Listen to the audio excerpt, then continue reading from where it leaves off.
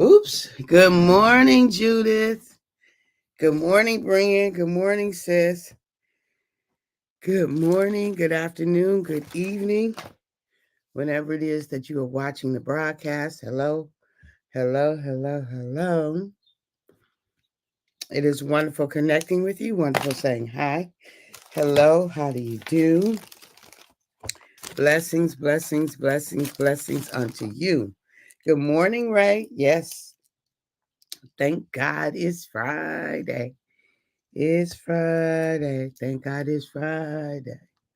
Yes, and yes. Um, so all week long we've been talking about this notion of the blessings of managing, right? The blessings of managing our thoughts, managing our emotions, managing our tongue, the blessings, right? Of being able to manage. And so then today we are talking about this notion of the blessings of managing our responses. The blessings of managing our responses to all kinds of things, okay? Because we will have folk that say things to us, we will have things that happen, we will have experiences that we like and dislike, all of the things above. And it is so important that we're able to respond in a way that's life-giving to us, to other people. Well, that is life-giving. They might not think it's life-giving, but that is at its core life-giving to us, to other people, and to the situation at hand. Right? To us, to other people, and to the situation. Is it life-giving also to the situation itself? Because our responses, beloved, matter. Our responses matter. How we show up in the world, it matters.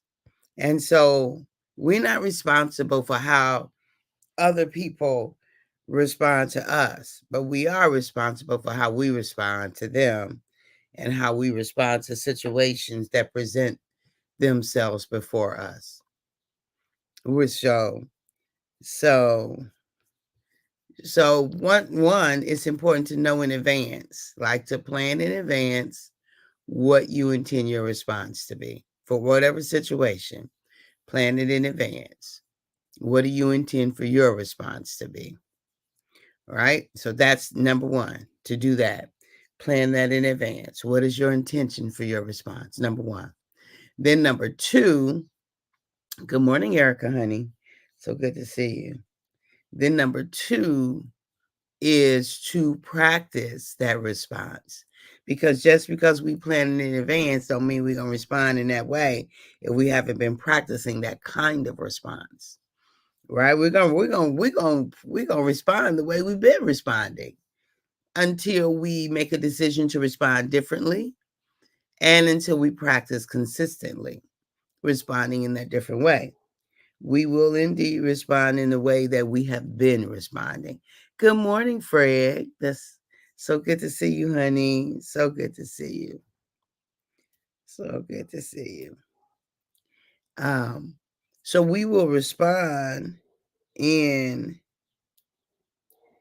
um, we will respond in different ways until we decide which way. Good morning, Sherry Naylor. Welcome. Welcome. Until we make a decision in advance. We can't make it at the last minute. We have to make it in advance.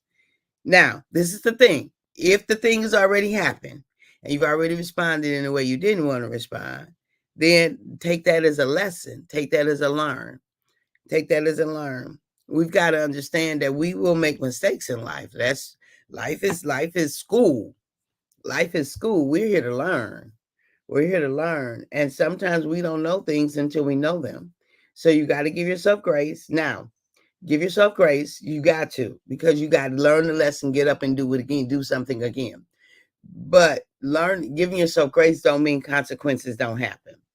right? We have to give ourselves grace because consequences are going to do what they do. It's built into the fabric of life. It's built into the way life is going to do it. So no sense in the situation giving you consequences that feel like you're being beat up on, and then you beating up on your own self. Like that just don't make sense. It's not helpful. Give yourself grace, hold yourself accountable, and then don't repeat. Work to not repeat. Now you might repeat it because it's a habit. You're gonna repeat it until it's not a habit. That's the thing. But the thing of it is you're gonna repeat it less often with less frequency. It's not gonna happen as often, right? The repeat is not gonna happen. When you make a decision that you no longer want to live in this place, that you no longer want to respond in this way, when you make a decision that you don't want to be easily triggered, when you make that decision in advance, the first time you're going to be easily triggered, more than likely. More than likely. First, second, or third time. One of them times you're going to be easily triggered because it's a habit. But then as you keep choosing differently, you are forming a new habit, creating new neural pathways in your brain, making new connections, right? And when you do that, at a certain point, that puppy gonna switch over. Just like a train tracks, they going like this and then they switch, right? They had that thing to switch over, just like that. It's gonna switch over. And instead of you going on this train track, you're going to start going on that train track, leaving that other non-productive, not life-giving response, leaving that alone. Leaving that alone because you look at your history and you're like, that don't serve me. That doesn't work. This is not beneficial. I don't want to keep doing this. Right? This is how I will prefer. Get a vision of how you prefer. Get a vision of what you prefer. Get a vision of what you desire and hold that vision near and dear to your heart. Rehearse that vision in your mind. Rehearse that vision. Rehearse it. Literally sit down and envision that vision. Picture the vision. Walk through the vision. See yourself there. Good morning, Letitia. Happy Friday to you. Good morning, good morning, good morning. So hold that vision in your mind's eye and live it out. You know how we used to daydream or how children make up stuff and they kind of live it out? Or we could do the same thing, right? In our mind, see what it is, picture the life that we want to live and envision it, experience it with all five senses. What will it be like when? What will it be like when? Like picture all of those things, experience it, and then, beloved, and then walk it out. And then live it out as if it is so. Right? And then live it out as if it is so. Live as if you're already there. Live as if it's already your reality. Live as if it's already your truth. Live as if it already is. Right? And so I invite you to do that. What do you have to lose? What do you have to lose? What do you have to lose?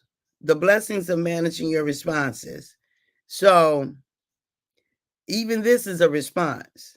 Even this, you have a desire that you want, and it's not happening. Your response determines what you experience from there.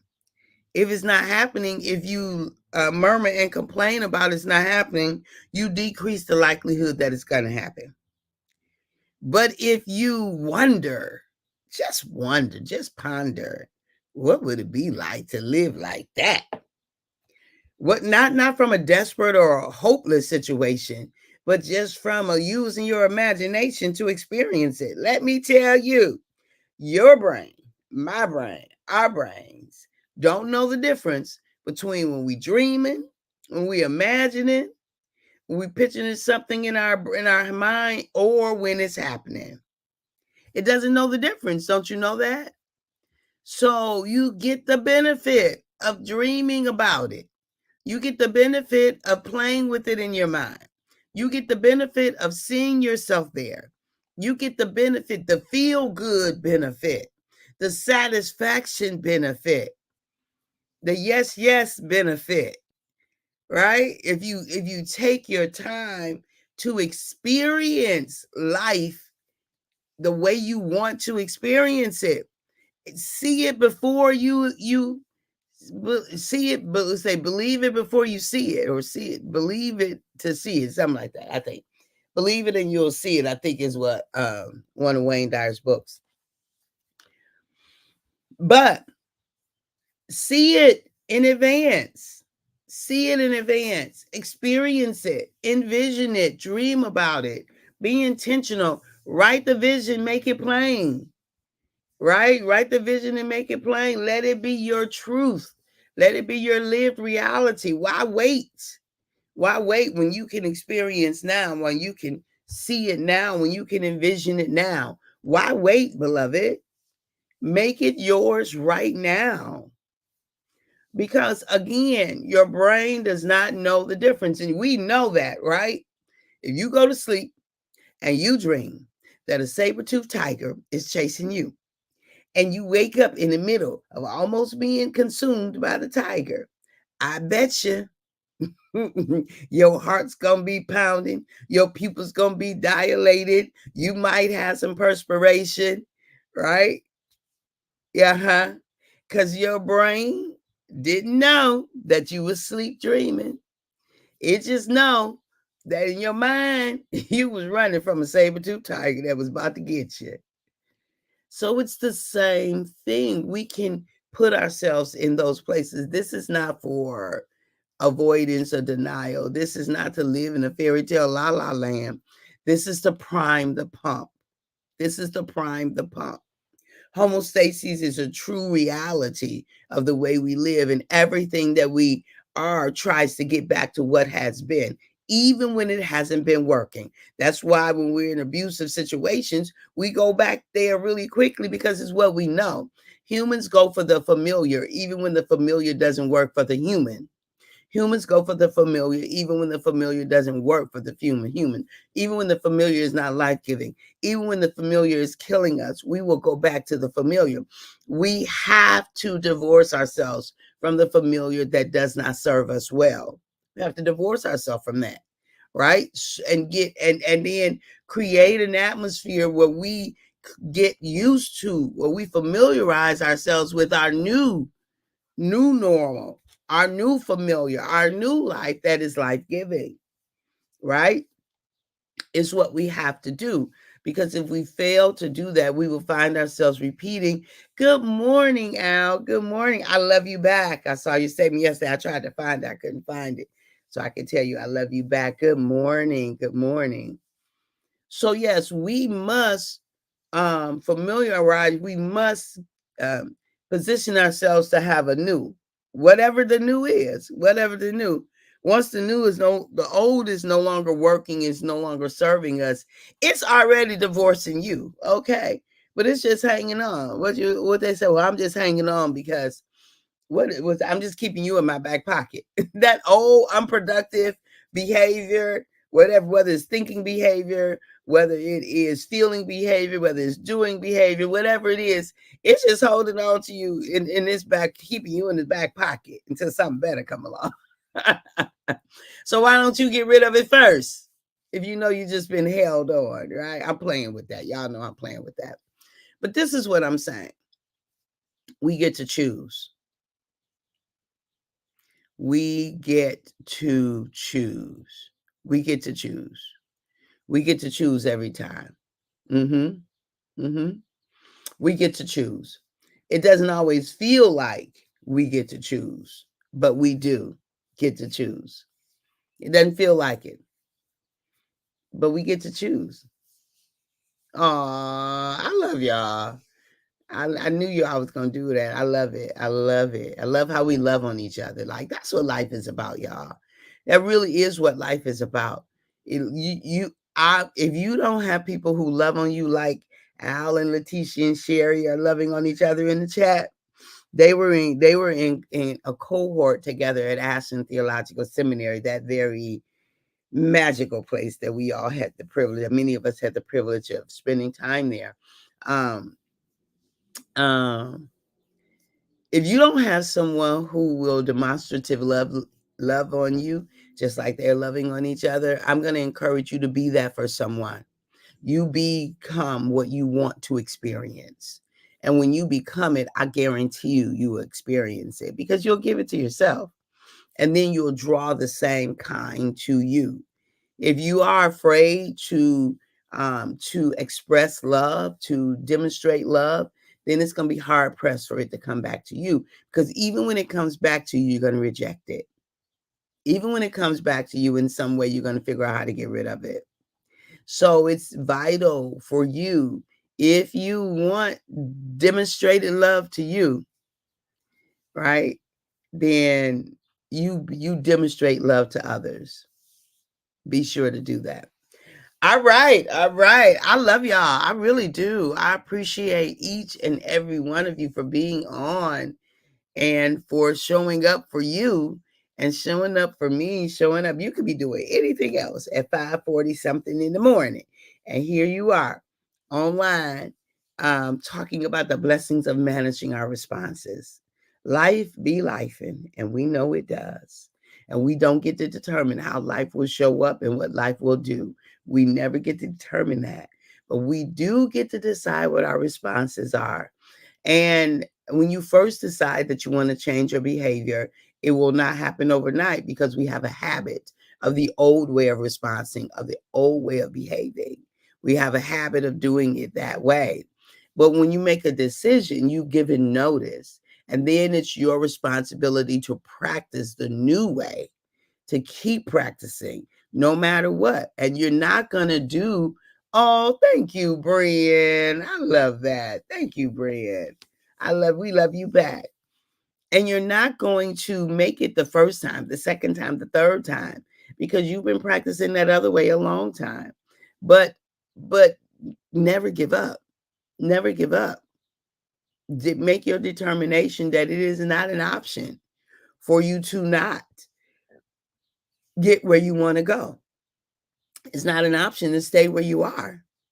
When you make that determination, right? We can't always change our external, but we can change our internal. We can change our perception. We can change the way we see things by the way we talk about them, right? By the way we talk about them. All right, beloved, I love you a whole bunch. I appreciate you. I value you. Have a fantastic day. We will be live today from 11:30 to noon. We're not out and about traveling and stuff like that, so we can keep our normal time.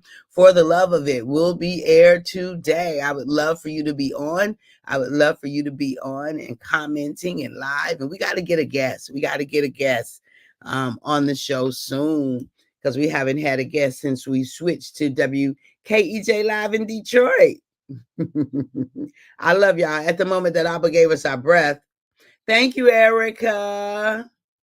At the moment Abba gave us our breath, we forfeited, we relinquished, we gave up the right to not be amazing. I love you. I appreciate you. I value you. And I'll see you soon. Bye-bye for now.